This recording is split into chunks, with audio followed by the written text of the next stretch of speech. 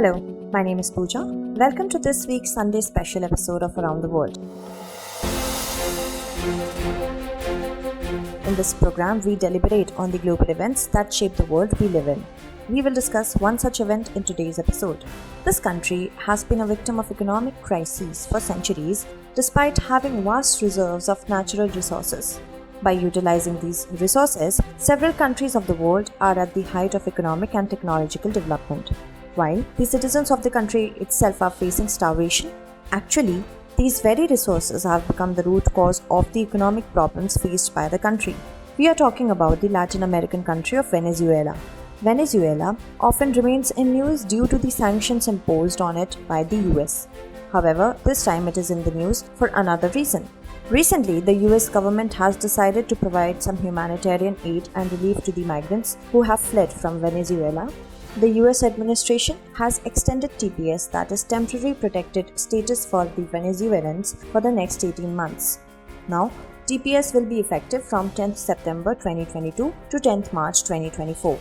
Against this backdrop, two significant questions arise. What is TPS and what are the intentions of the US behind extending TPS for Venezuelans? Is this a sign that the US will ease sanctions on Venezuela in near future?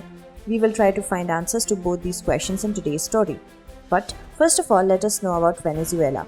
Venezuela is located in the northern part of South America and the southern end of the Caribbean Sea. It is bordered by Guyana in the east and Brazil in the southeast. To its south and southwest lies Colombia. While it shares its maritime border with Trinidad and Tobago to the north, the capital Caracas is located near the Caribbean Sea coast. It is located in the northern hemisphere and the equator passes through its southern region. Venezuela has huge reserves of oil. Therefore, its economy largely depends on petroleum oil exports. The revenue earned from oil exports account for 95% of its total exports. The Caribbean coast lies in the north of Venezuela and it is famous for its vast crude oil reserves. Venezuela's Maracaibo Lake region is a major center of crude oil production. For the past few decades, the condition of Venezuela's economy has been in bad shape.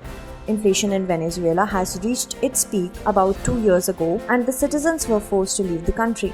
At that time, a large number of people migrated from the country. They moved to neighboring countries like Colombia, Peru, Ecuador, Brazil, Chile, and Mexico. Thousands of them also entered the US via Mexico. According to United Nations data, more than 23 lakh Venezuelans have left the country since 2014. Venezuela's plight is usually attributed to two reasons. One is the sanctions imposed by the US and second is decline in oil prices in 2014. Due to these reasons, Venezuela's export shrank and foreign exchange reserves declined. As Venezuela's foreign exchange declined, it was unable to import the same quantity of goods from abroad as it used to import before. However, the demand and needs of Venezuelans remain the same as before. Now, this gap between demand and supply has increased so much that inflation reached at its peak. Consequently, the value of Venezuela's currency, Bolivar, declined heavily. To deal with this situation, the government printed additional currency and raised the minimum wages to maintain its popularity among the poor Venezuelans. However, these steps failed to solve the economic woes of the people. Printing of additional currency leads to the further decline of Bolivar's value due to availability of excess currency in the market. Venezuelans received the currency which was rapidly losing its value. In such a scenario, even the businessmen did not want to take the risk of investing in the country. Due to all these reasons, Venezuela became an unsuitable place to live in and its people started getting poorer.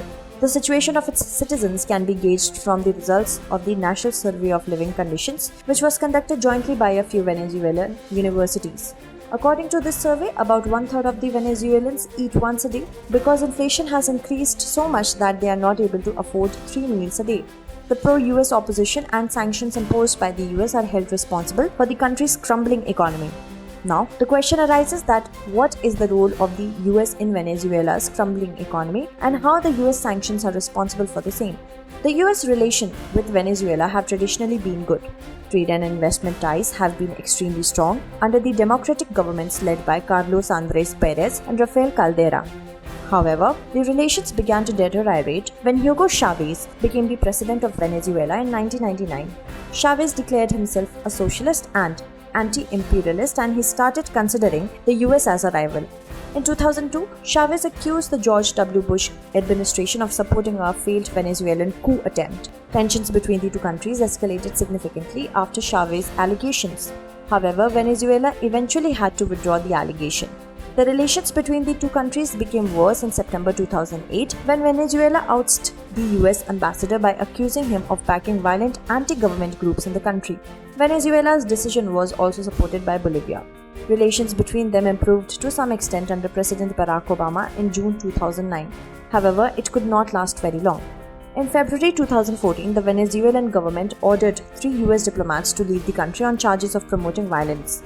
However, Venezuela failed to provide any evidence in support of these allegations. The present era of tension started when Venezuela was going through a crisis regarding the post of president in January 2019.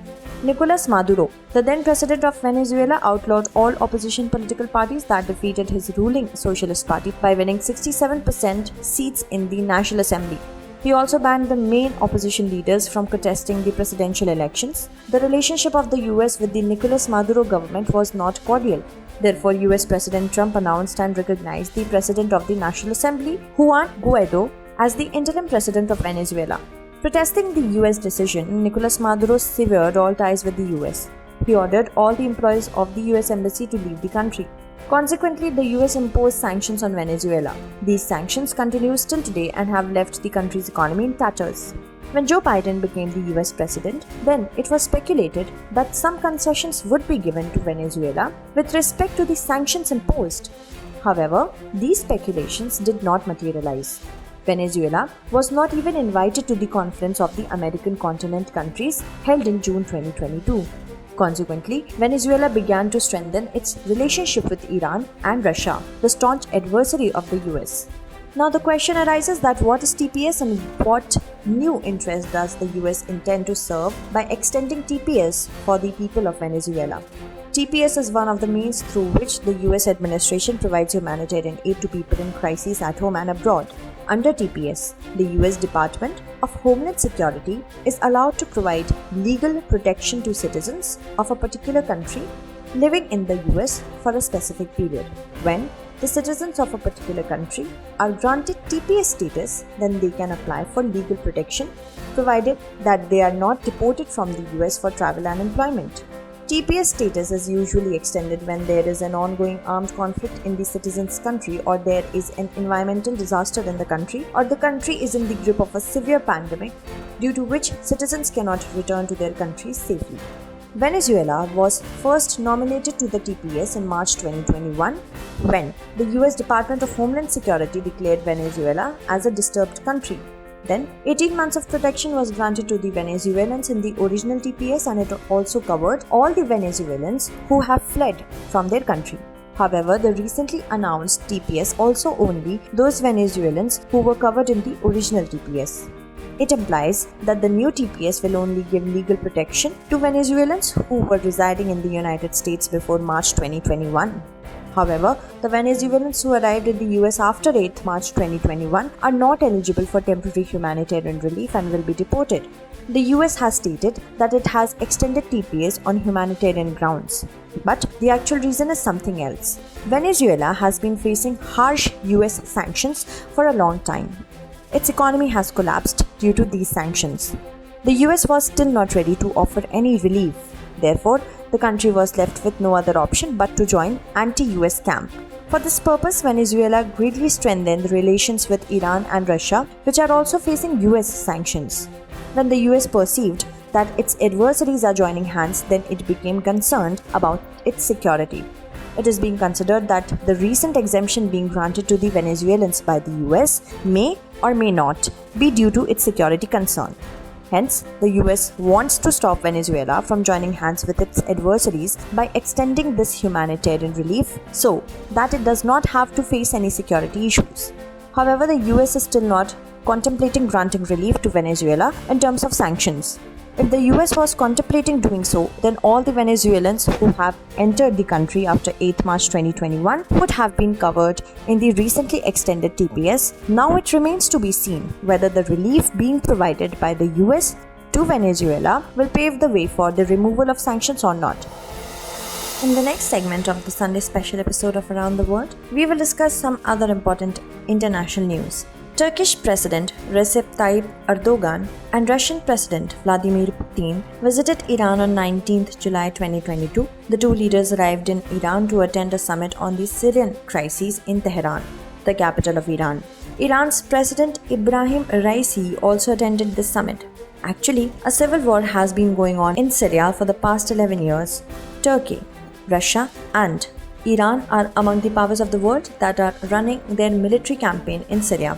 Therefore, this summit has been organized for ending the Syrian crisis. In the past few years, these three countries have been part of the Astana peace process, which is committed to ending the Syrian crisis. Ukraine has joined the US-aligned International Energy Agency as an association country. Ukraine has joined the 31-membered organization, which includes the US, Germany and France, for increasing its proximity with the Western countries, which are generally considered to be the adversaries of Russia. Most of the major economies of the world, except Russia, are members of this Paris-based organization. In such a scenario, the organization has stated that they are further strengthening ties to support Ukraine's vital needs after the Russian invasion.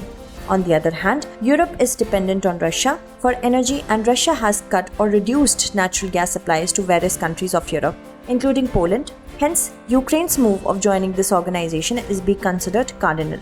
Russian President Vladimir Putin has stated that the supply of Russian natural gas to European countries has slowed due to West's fault. At the same time, he also warned that the decline in natural gas supply could continue. Russia supplies gas to Europe through the Nord Stream 1 pipeline, which passes through Germany. However, there has been a shortfall in natural gas supply due to a technical fault in one of the turbines of this pipeline. Germany had sent the faulty turbine to Canada for repair. However, the repaired turbine has still not reached Germany due to the sanctions imposed on Russia. In such a scenario, gas distribution through the Nord Stream 1 pipeline has declined by up to 60%. Citing these reasons, Russia has warned of further reduction in natural gas supply to Europe. Putin's warning has increased the pressure on the European Union. Sri Lanka, which is facing countless crises, has got a new president. Ranil Wickremesinghe was sworn in as the acting president of Sri Lanka after Gotabaya Rajapaksa fled the country. However, now Wickremesinghe will complete the remaining term of Rajapaksa. In the presidential elections, Wickremesinghe secured 134 votes and his rival Dallas Aloperuma secured 82 votes. A total of 223 MPs took part in the voting. Out of 223 votes, only 219 votes were considered valid, while 4 votes were declared invalid. While addressing the parliament after winning the presidential elections, Ranil Wickremesinghe appealed to the world to get Sri Lanka out of the severe crisis. Let us look at our question. Recently, the period of TPS for the Venezuelans has been extended by the US. What does this TPS expansion mean, given the past relations between the US and the Venezuelans? Discuss.